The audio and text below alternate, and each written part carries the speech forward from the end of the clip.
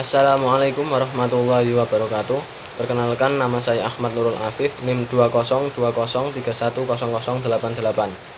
Di sini kami dari kelompok 6 C1 MBR akan menerangkan tentang koherensi manhaj tadayun dengan manhaj tafkir. Kami beranggotakan yang pertama saya, yang kedua Muhammad Naskah Hilmi, dan yang ketiga Nadia Awalia Putri. Langsung saja ke materi. Yang pertama yaitu pola keberagaman dalam Islam atau manhaj tadayun. Manhaj tadayun atau pola keberagaman ini mampu memberi pemecahan masalah konkret atas problem-problem yang ada di masyarakat. Memahami konsep tadayun dalam kehidupan manusia adalah tuntutan khusus yang perlu menjadi prioritas. Ada beberapa fundamental atau pokok kehidupan dan masalah krusial yang menjadi klaim dalam tadayun. Yang pertama yaitu alasan untuk mengetahui realitas kehidupan. Sesuai dengan penciptaan manusia yang merupakan makhluk dari Allah Subhanahu wa taala yang memiliki kemampuan berpikir, manusia memberikan kemampuan untuk memahami hal-hal di luar kemampuan mereka. Dengan potensi kecerdasan dan potensi lain yang diberikan Allah Subhanahu wa taala pada mereka, konsep tadayun dikembangkan dan diolah menjadi kebiasaan dan diwariskan dalam diri sesuai dengan karakter manusia itu sendiri. Yang kedua, kebutuhan akan sifat manusia.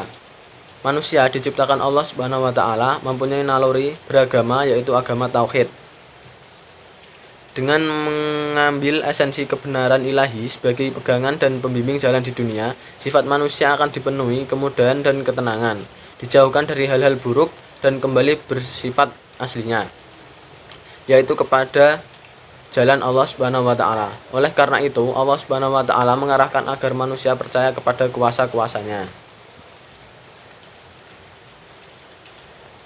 Yang ketiga yaitu jiwa sehat dan kekuatan spiritual. Jiwa yang tidak spiritual selalu menunjukkan dan membawa manusia kepada hal yang berpotensi kerusakan dan menghancurkan sifat manusia. Manusia yang hidup tanpa kepercayaan kuat dampaknya adalah sering menghadapi tekanan mental dan hati tidak tenang.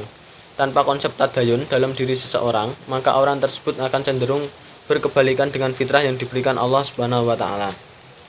Yang keempat, semangat kerjasama dan kekerabatan. Manusia tidak bisa hidup sendiri. Setiap individu selalu membutuhkan orang lain. Melalui pemahaman tentang dasar-dasar tadayun, kekerabatan berdasarkan ikatan iman akan membentuk dan mencapai persatuan. Baik, mungkin itu yang dapat saya sampaikan, kurang lebihnya saya mohon maaf. Untuk materi selanjutnya akan disampaikan oleh teman kita. Terima kasih. Assalamualaikum warahmatullahi wabarakatuh. Nama saya Muhammad Naskah Hilmi, NIM saya 2020310094. Kali ini saya akan menerangkan tentang macam-macam tadayun. Ada dua macam tadayun. Yang pertama yaitu model al-tadayun al-syamil. Menurut model ini, perilaku keagamaan seorang muslim adalah cerminan dari Islam yang utuh dan menyeluruh atau nizam syamil. Refleksi al-tadayun al-syamil ini tercermin dalam hubungan seorang muslim dengan Tuhannya dan hubungannya dengan sesama manusia, dengan keluarga, tetangga, dan masyarakatnya, bahkan dengan lingkungannya termasuk hewan dan binatang. Keberagaman yang syamil adalah keberagaman yang seimbang. Yang kedua adalah model al-tadayun al-maghsyushi yang menipu. Maghsyushi artinya indah secara lahir, tapi rusak di dalam batin. Dalam kehidupan sehari-hari, al-tadayun al-maghsyushi ini tampak pada perilaku di mana seseorang secara lahiriah terlihat soleh. Baju dan penampilan fisiknya menggambarkan sebagai orang yang komitmen pada sunnah. Tapi pada sisi lain, ternyata ia adalah orang yang tidak mampu berbakti pada orang tuanya, memutus kekerabatan, tidak jujur dalam muamalahnya, kasar pada orang lain, dan tidak memiliki tasamuh. Manhaj yang kedua yaitu manhaj tafkir. Dalam Al-Quran, banyak ayat memerintahkan untuk berpikir, bahkan sering menyindir dengan keras mengapa manusia jarang sekali berpikir, sehingga sulit mendapat hidayah kebenaran. Al-Quran sebagai mukjizat Nabi Muhammad SAW terletak pada kandungan intelektual di dalamnya. Berbeda dengan mukjizat para nabi terdahulu, yang kebanyakan bersentuhan dengan hal-hal magis.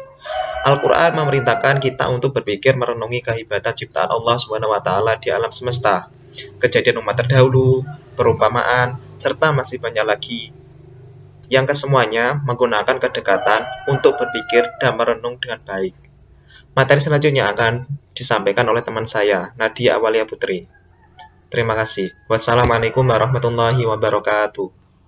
Assalamualaikum warahmatullahi wabarakatuh. Perkenalkan, nama saya Nadia Awalia Putri, NIM 20203100093.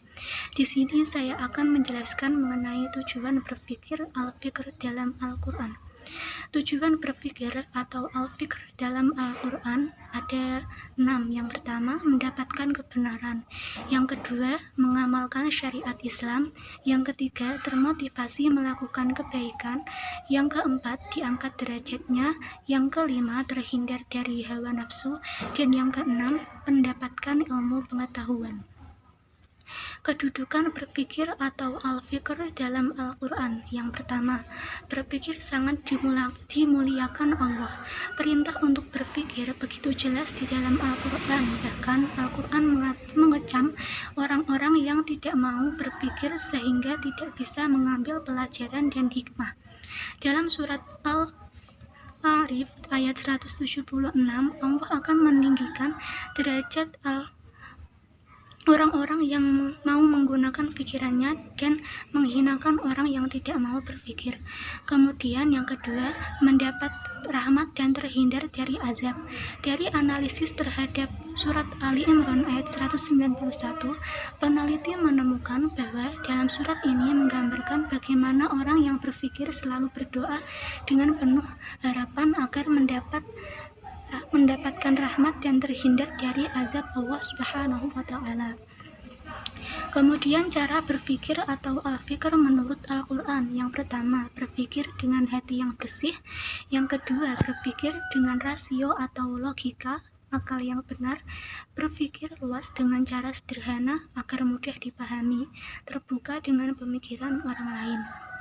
Demikian presentasi yang dapat kami sampaikan, kurang lebihnya mohon maaf.